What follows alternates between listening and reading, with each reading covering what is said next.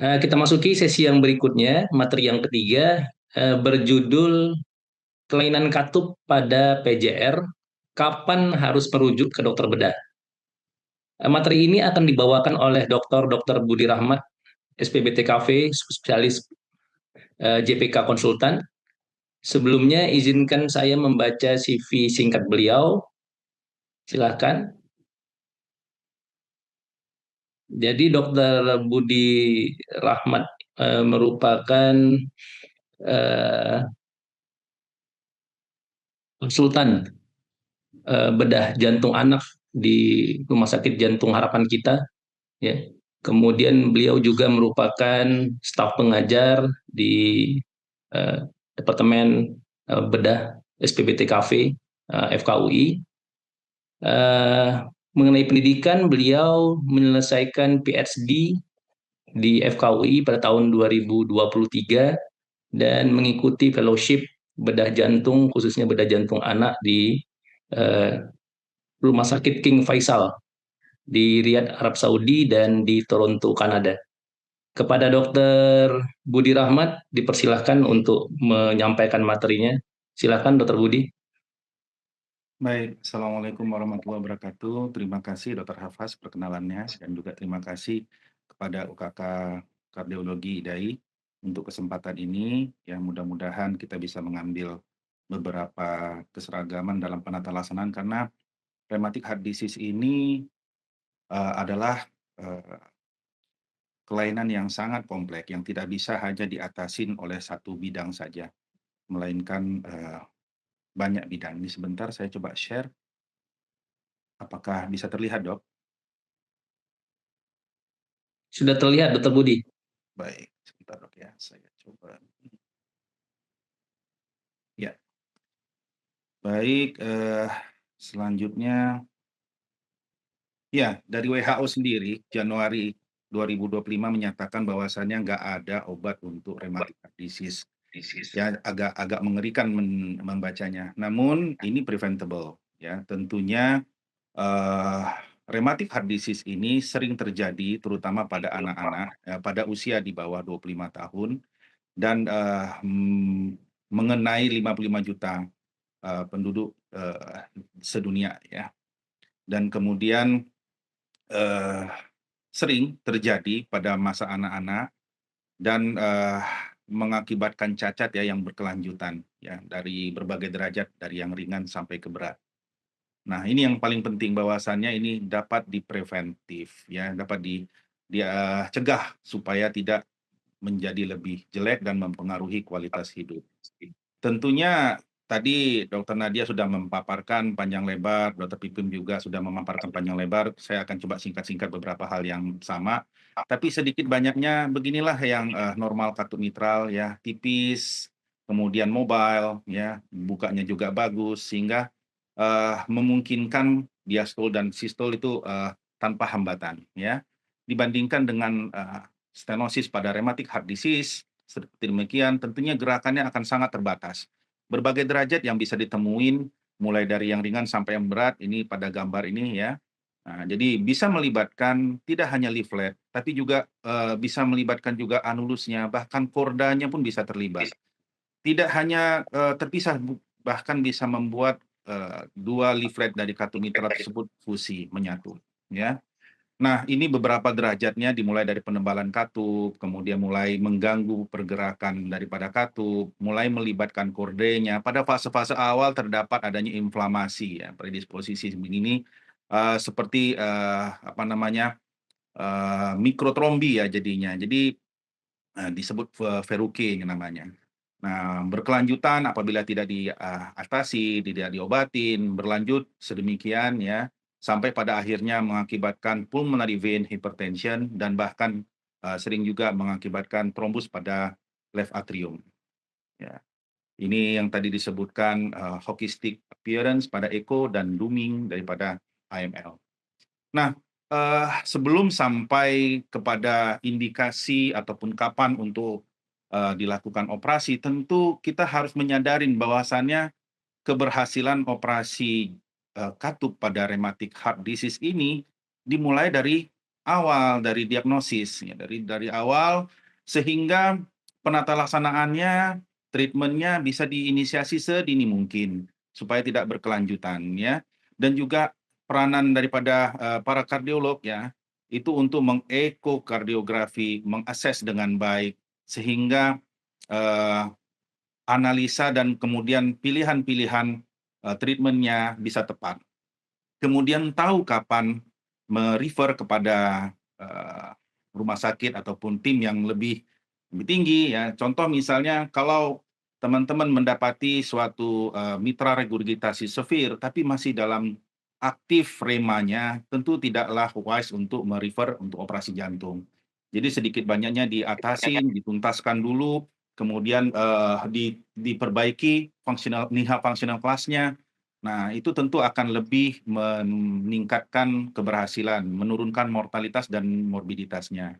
Lalu nggak hanya itu, untuk bidang operasinya sendiri kita juga harus sadar diri, sampai di level mana. Nah, kita bisa pilih-pilih di daerah, misalnya pada kasus-kasus yang derajat 1, derajat 2, mungkin itu bisa dimulai untuk learning curve ya. Apabila sudah mulai derajat 3 dan derajat 4 yang lebih parah, jangan ragu-ragu untuk kalau memang ada kesempatan atau mengganti katupnya langsung supaya mencegah komplikasi dalam perawatannya. Dan yang nggak kalah pentingnya, berbeda dengan kelainan jantung lainnya, rematik ini memerlukan follow up, tidak hanya evaluasi katupnya secara eko, tapi juga profilaksisnya, antikoagulannya. Karena bisa mengakibatkan kembalinya rheumatic fever, ya berlanjut kembali merusak katupnya dan kemudian juga bisa mengakibatkan perdarahan, bahkan tidak jarang juga terjadinya aritmia ataupun mengganggu kehamilan misalnya, ya. Nah, beberapa hal yang menjadi kunci untuk dipertimbangkan untuk operasi, yang paling utama dan yang paling diperhatikan adalah simptomnya. Jadi hampir bisa dibilang 100% dari indikasi diawali dengan simptomnya dahulu. Apabila sudah ada simptom, maka kemungkinan besar indikasi surgery-nya itu akan ada ya. Lalu umur tentu menjadi bahan pertimbangan, tidak hanya menentukan strategi apakah ini repair ataukah replace-nya.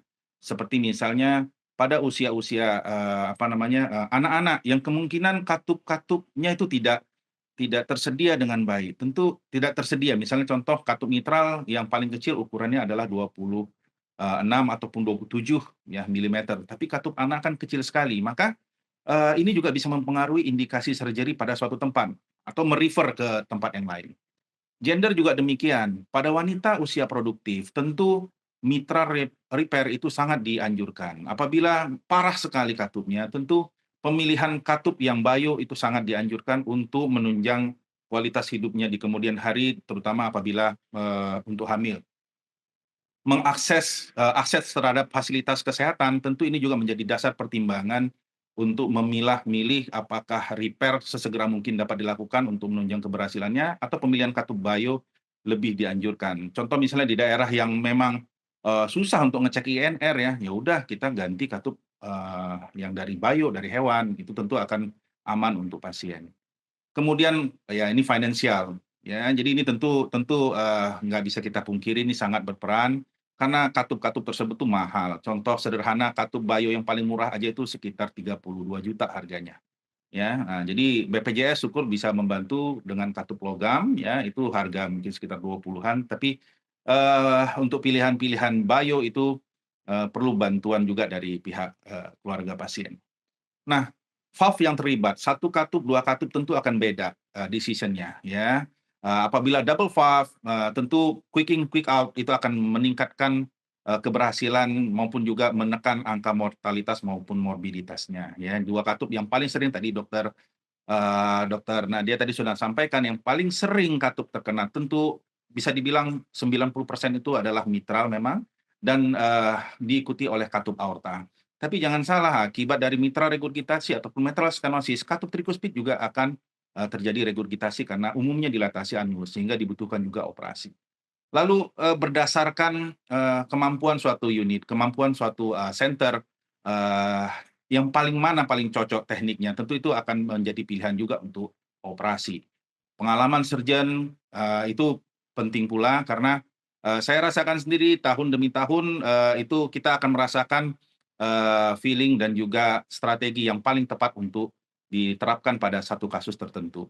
Nah, ventricular function jangan sampai telat, ya tentu akibatnya juga bukannya malah bagus ya, justru malah jelek. Bahkan tidak jarang setelah operasi dengan ventricular function yang jelek, prolong residual ataupun prolong reoperation-nya juga akan menjadi lebih tinggi pada fungsi left ventricle yang jelek.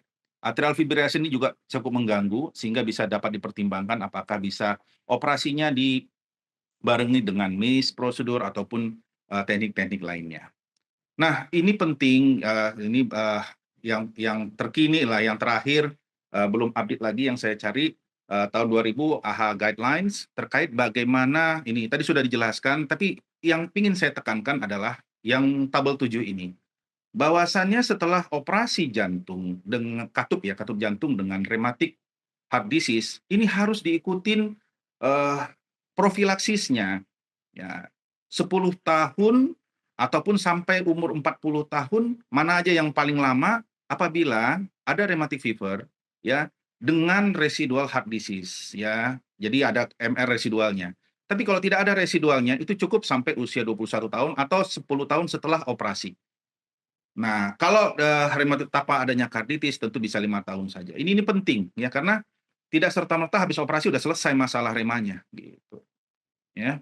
Nah, yang secara umum seperti saya sampaikan tadi adalah simptom, indikasi, mau aorta, mau mitral, mau tricuspid, umumnya adalah simptom yang utama menjadi indikasi untuk operasi. Jadi begitu ada simptom, teman-teman bisa mengoptimalkan kondisinya, mengevaluasi status remanya. Kalau memang remanya tidak recurrent, tidak ulang, astunya juga di bawah 150, kemudian juga functional class-nya juga bisa dinaikkan sampai pada tahap yang maksimal, kirimlah segera untuk operasi, karena itu akan outcome-nya diharapkan akan lebih baik, ya. Ini ada beberapa parameter-parameter yang bisa dapat dipelajarin, tadi sudah jelas dari nah, untuk regurgitasi mitral nih ada, sebagian kecil, tentu pertimbangannya dibarengi bukan hanya, fungsi LV, ya, tapi juga bagaimana kemampuan tim. Kalau dia repair-nya yakin, mitral regurgitasi moderate, udah bisa langsung, dilakukan, nggak perlu menunggu severe, ya. Nanti akan ada contohnya yang kasus yang memang tidak perlu menunggu lama sehingga keberhasilannya lebih tinggi. Nah, kalau stenosis tentu simptom ya dan kemudian kemampuan dari tim itu menjadi pertimbangan utama untuk pelaksanaan operasinya. Bisa juga dilakukan dengan percutaneous balloon valvotomy ya untuk mencegah terutama pada kasus-kasus yang high risk untuk mencegah efek dari penggunaan CPB. Kalau aortic regurgitasi mungkin sekitar 10% dari populasi rema ya, tapi pertimbangan sekali lagi adalah simptomatik juga ya. Simptomatik itu menyebabkan indikasi untuk dilakukan replacement ataupun repair. Begitu juga dengan apa namanya? Stenosis ya. Stenosis juga demikian, ada simptomnya. Nah, untuk tricuspid ini penting bahwasannya banyak studi menyatakan mitral regurgitasi severe, operasi pada katup mitral yang disertai dengan severe ataupun moderate tricuspid regurgitasi sangat-sangat dianjurkan untuk di-repair. Ya, jadi at the time of left side valve surgery sangat direkomendasikan kelas 1 untuk di-repair. Kenapa? Karena ini akan mencegah bendungan daripada sisi kanan jantung, ya, sehingga apa namanya morbiditas dan juga quality of life-nya cepat terbaik. Nah, ini dari Royal Children's Hospital, Christian Bizat dan teman-teman, ya, ini menilai outcome daripada rheumatic mitral valve repair pada anak. Ini 2019, tapi cukup baik untuk bisa kita pelajarin, di mana konklusinya secara ini ya survival ya, bahwasannya mitral valve repair itu sangat tinggi. Walaupun pada saat ini ya itu untuk stability daripada repair tuh masih nggak baik. Itu yang tadi saya sampaikan bahwasannya peranan daripada profilaksis pasca surgery juga sangat-sangat diharapkan untuk dituntaskan, ya. Nah, ini beberapa derajat, ada 4 derajat. Kalau derajat 1 modified Wilkins score itu yang ringan, minimal thickening, kemudian mobility-nya juga masih bergerak bagus katupnya, thickness-nya juga tidak begitu tebal, itu sangat mudah nih. Tapi kalau ini udah derajat 4 ini, udah susah, ya. Jadi dianjurkan untuk quick in, quick out, cepat aja, replace ya, supaya menghindari reoperasi di kemudian ini. Angka reoperasinya akan sangat tinggi untuk level ataupun grade yang 3 dan 4. contoh beberapa teknik yang dipropose ya. Kalau di sini dianjurkan memang anuloplasti ya, terutama pada fase yang tadi skornya 1 ataupun 2 ya, ini sangat baik. Nah, beberapa kita lakukan peeling, kita kelotek ini ya, kita dekortikasi itu AML-nya, nanti akan ada videonya ya. Nah, ini survival-nya cukup tinggi setelah bahkan 15 tahun itu masih sekitar 80%-an. Ya, namun freedom for mitral valve reoperation pada rheumatic population ya cukup banyak gitu. Jadi sampai 10 tahun itu ya sekitar 50-an% itu yang tidak dilakukan reoperation. Nah, ini juga cukup bisa ya. Jadi meta analisis yang terkini tahun 2024 ya, tentang efikasi dan keamanan mitral valve repair dibandingkan dengan mitral valve replacement pada rheumatic heart disease. Ini pada center-center yang cukup cukup besar ya. Kalau dilihat di sini disimpulkan bahwasannya long term survival-nya itu sangat baik. Jadi statistic significant reduction in early mortality juga mengurangi resiko perdarahan maupun tromboemboli serta better long term survival dibandingkan dengan replace. Jadi kalau memang bisa kita repair sesegera mungkin itu akan sangat baik untuk long term outcome pasien tersebut ya. Nah, ini karakteristiknya studinya cukup besar, center-centernya bahkan ini tahun 2022 ya ada dinilai di sini ya, melibatkan banyak sampel di sini ya. Nah, di sini digambarkan bahwasannya repair lebih yang pada tabel A ini adalah mitral valve repair dibandingkan replacement ya.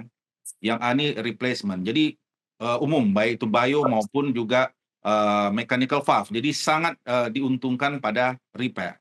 Begitu juga yang B ini bila dibandingkan dengan bioprosthesis tetap lebih unggul mitral valve repair.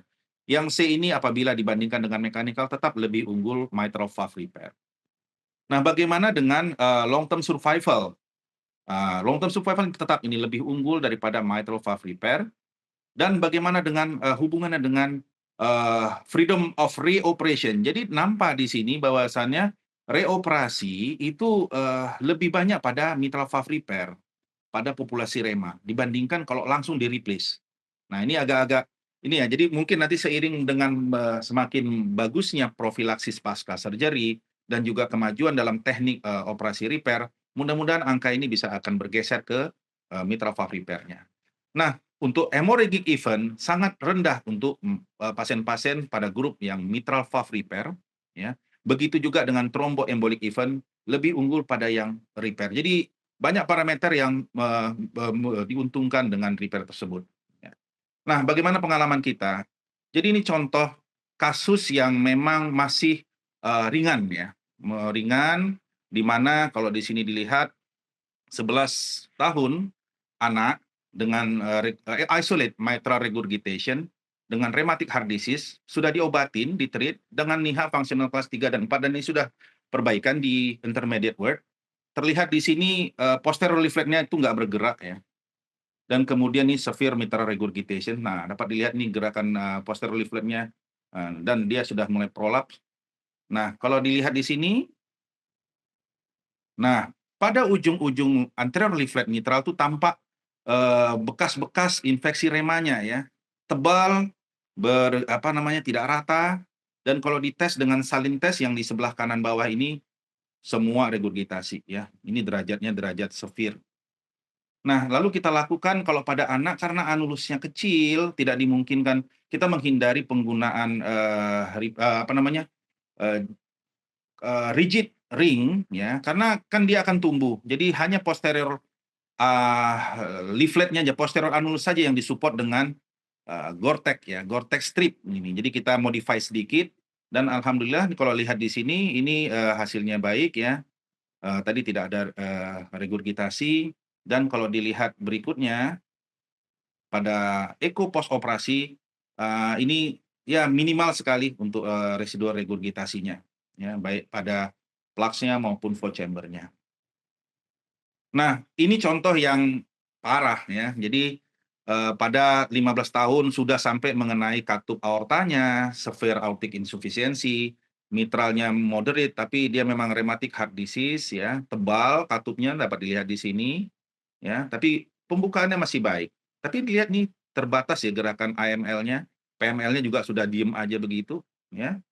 Nah, jadi dengan AI juga di sini. Nah, di sini terpaksa kita agak lebih kompleks di situ. Di sini udah kita mulai tuh katup ini PML-nya itu kita kupas ya. Habis gerakannya tadi kan terbatas ya, kita berusaha supaya katup itu bisa bergerak bebas sehingga pembukaannya jadi lebih baik.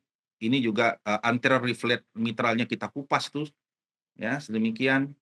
Lalu setelah bebas begitu, setelah cukup dia mobilitasnya baik, kita baru pasang ringnya ya. Kemudian kita lakukan tes katupnya yang berikut ini. Nah, ini kita tes, salin tes, itu tidak ada regurgitasi. Alhamdulillah baik di sini ya. Katup aortanya kita ganti dengan katup mechanical. Ya karena lebih lebih kebetulan memang parah sekali katup aortanya sehingga untuk mempersingkat waktu cross clamp time kita lakukan penggantian saja dan juga diikuti dengan reduksi daripada left atrium. 7 hari dirawat. Ini outcome kita ya total successful rate ataupun keberhasilan repair daripada mitral untuk seluruh kasus mitral itu sekitar 87,7%. Jadi ketika pasien datang dengan mitral problem, datang ke kita maka insya Allah 87,7% bisa kita repair dengan mortalitas sekitar 3,5. Ini dari 2015 sampai 2025 Februari ini ada 398 kasus yang di repair. Total 454. Nah, yang rematik itu ada kisaran sekitar 25% daripada populasi tersebut, yang mana ini tidak bisa kita hindarin yang repair itu juga ada yang konkomitan anomali lainnya gitu, seperti yang meninggal ini cukup banyak itu dengan ASD sekundum dengan small left ventricle. Jadi memakan korban 50% daripada yang meninggal ini. Jadi ini memang berat ya yang untuk dengan ASD sekundum dan juga small. Nah, kemudian untuk replacement sendiri itu ada 56 kasus dengan mortalitas ya dengan mortalitas 8,9% dan pada yang replacement itu terdapat 26 ya lebih kurang hampir sama seperti repair tadi ya. Nah, tapi dia tidak ada mortalitas, tapi kalau untuk yang repair itu terdapat 4 orang yang mortalitas. Nah, kesimpulannya adalah walaupun memang ini tidak dapat diobati secara tuntas begitu, tapi ini dapat dicegah. Perlu kerjasama multidisiplin untuk bisa menata laksana. Menata laksana dalam artian mencegah, kemudian mempersiapkan pasien sebelum operasinya, dan juga pasca operasi. Oh, udah cair nih kalau udah balik. Nah.